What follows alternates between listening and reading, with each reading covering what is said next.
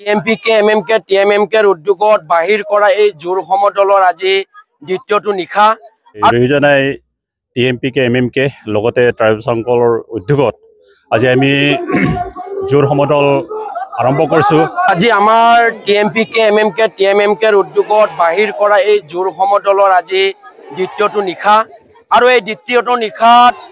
এই আমাৰ আহনেবিল্লা মুদৈ মুনমুনি ঘালি চাপৰি এনেদৰে 4খন গাঁৱৰ ৰাইজ চৰাইবাৰী 5খন গাঁৱৰ ৰাইজে একেলগ হৈ এই নদীৰ কাষত এনেদৰে প্ৰায় 6 শতাধিক ৰাইজে ওলাই আহি 6 জনগোষ্ঠীৰ তীব্ৰ বিৰোধিতাৰে এই সংগ্ৰাম অটুট ৰাখিছে আৰু কেৱল মাত্ৰ আমাৰ এই সংগ্ৰামখনৰ স্লোগান হিচাপে মাত্ৰ আমাৰ 6 জনগোষ্ঠীক জনজাতিকৰণ বন্ধ কৰক, জনজাতিৰ নামৰ ৰাজনীতি নচলিব এনেধৰণৰ স্লোগান লৈ আমি এই নদীৰ কাষত আজি আমি জোৰ সমদল বাহিৰ কৰিবলগীয়া হৈছে। কাৰণ ভাৰত স্বাধীনতাৰ আগৰ পৰাই আমাক অসমৰ এই আমাৰ পিছপৰা মিচিং ৰাইজক ৰাভা বড়ো এনেধৰণৰ 14টা জনজাতিৰ ৰাইজক ট্ৰাইবেলক যেহেতুকে এসটি হিচাপে আমাক সাংবিধানিকভাৱে মৰ্যাদা প্ৰদান কৰি আমাৰ নিজৰ অধিকাৰ নিজৰ স্বজাতিক সুৰক্ষাৰ কাৰণে যেটো আমাক যেহেতুকে আমাক অধিকাৰ দিয়া হৈছে এই অধিকাৰ কিন্তু যোৱা কেইটামান বছৰৰ আগৰ পৰাই কিন্তু 6 জনগোষ্ঠীয়ে কিন্তু খৰ্ব কৰাৰ কাৰণে ইতিমধ্যে আন্দোলন কৰি আহিছে। কিন্তু আমি 6 জনগোষ্ঠীৰ বিৰোধিতাৰে জোৰ সমদল কৰা নাই, আমি কেৱল মাত্ৰ জোৰ সমদল কৰিছো অসম চৰকাৰ আৰু ভাৰত চৰকাৰক আমি জনাই দিব বিচাৰিছো আমি সকল ট্ৰাইবেল যেহেতুকে ভাৰত সংবিধানৰ আৰ্টিকল 342 যেহেতুকে 5টা ক্ৰাইটেৰিয়া দি কিনে যেহেতুকে এসটি হিচাপে আমাক কিন্তু অধিকাৰ দিয়া হৈছে এই অধিকাৰ কিন্তু আমি কোনো দিনে আমি কিন্তু আমাৰ পৰা খৰ্ব হ'ব নিদু আমাৰ নিজৰ অধিকাৰ আমি ৰক্ষা কৰাৰ স্বাৰ্থত কিন্তু আমি এই অঞ্চলৰ আমাৰ আই মাতৃ সকল ওলাই আহিছে ইমান নিশাত আমাৰ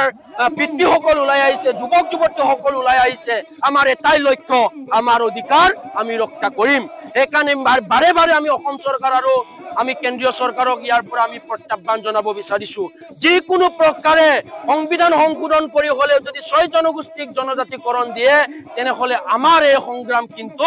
দিল্লী যন্ত্ৰ মন্ত্ৰত কিন্তু আমাৰ লক্ষ লক্ষ জনজাতিৰ ৰাইজ ওলাই আহি কিন্তু আমাৰ সংগ্ৰাম কৰিবলৈ আমি সাজু হৈ আছো। সেইকাৰণে এই জোৰ সমদল আমি কেৱল মাত্ৰ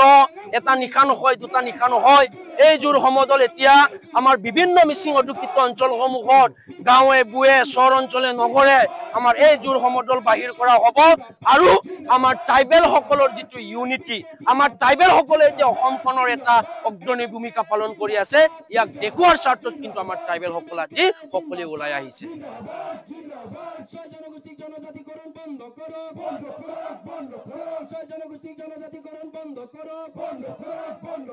জনজাতি নামৰ ৰাজনীতি নচলিব জনজাতি নামৰ ৰাজনীতি নচলিব জনজাতি নিষেধ কৰাৰ ষড়যন্ত্ৰ নচলিব। আমি ৰিজনাই টিএমপিকে এমএমকে লগতে ট্ৰাইবেল সংকলৰ উদ্যোগত আজি আমি জোৰ সমদল আৰম্ভ কৰিছো আৰু এই জোৰ সমদলত আমি চৰকাৰক প্ৰতিবাদ জনাইছো যেহেতুকে বৰ্তমান 6 জনগোষ্ঠী জনবহুল ব্যক্তিসকলক যিটো জনজাতিকৰণৰ যিটো চৰকাৰৰ যিটো প্ৰচেষ্টা এই প্ৰচেষ্টাক প্ৰতিবাদ কৰি আমি আজি জোৰ সমদল আমি আৰম্ভ কৰিছো আৰু এই প্ৰতিবাদৰ জৰিয়তে চৰকাৰক আমি দাবী জনাও যে কোনো পধ্যে এই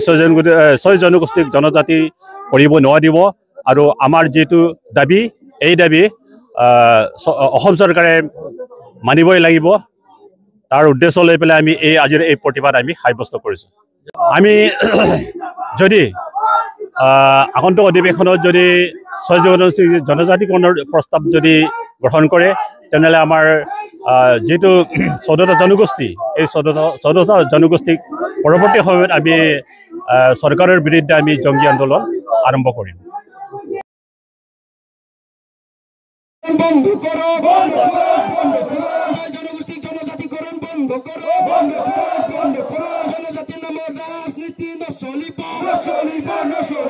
জনজাতি নামৰ ৰাজনীতি নচলিব জনজাতিক ধ্বংস কৰাৰ ষড়যন্ত্ৰ নচলিব জনজাতিক ধ্বংস কৰাৰ ষড়যন্ত্ৰ নচলিব